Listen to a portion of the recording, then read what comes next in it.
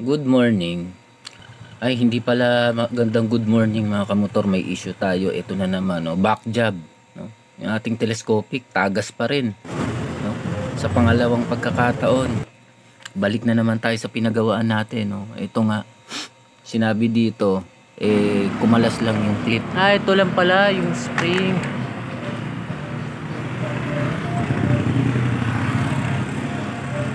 Yun, natanggal lang pala yung spring niya. Kaya daw natagas. Kaya pala tumagas. Natanggal yung spring. Yun lang pala. Pero sa totoo lang, nung naibalik na yan, pag uwi namin, tumagas ulit. Yan, kaya another back job na naman at bumalik kaya pa rin kami. Kabila, okay. Napakasaklap. Pabalik-balik kami dyan.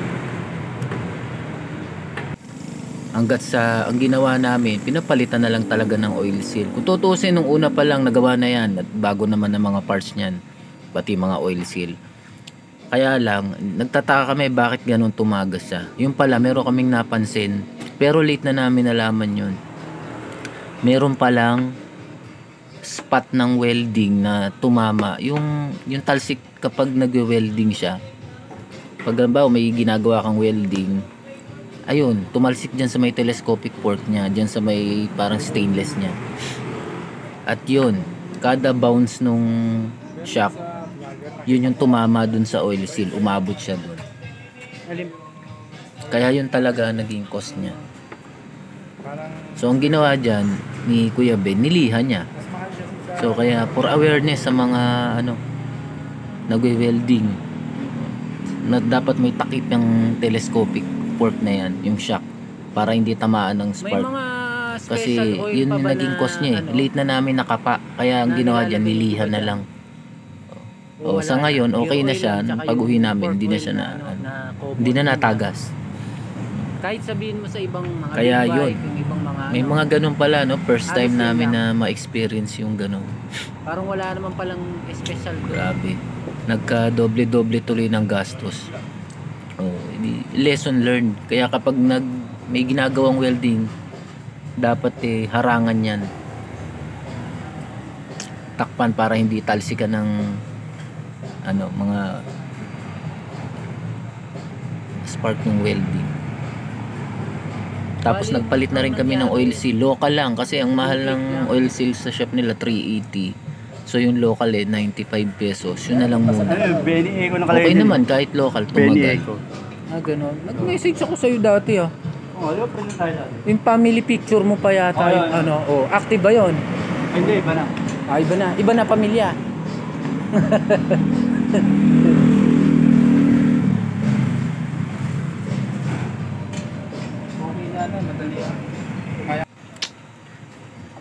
Mga paps dito, nagpalit na rin tayo ng tornilyo na stainless at mahaba kasi nakakabit dito yung kapos.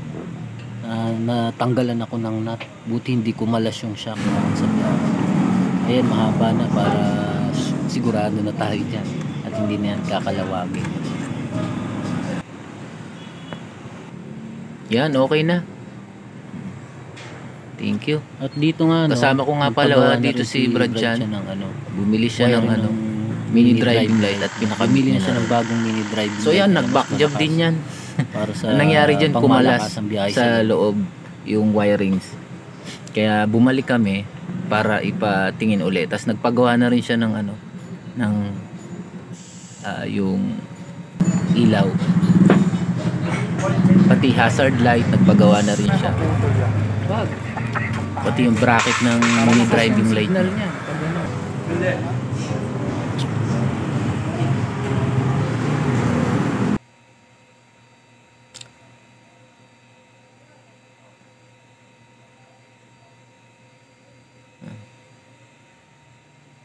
Ang hirap pag may issue yung motor mo, hindi mapakali.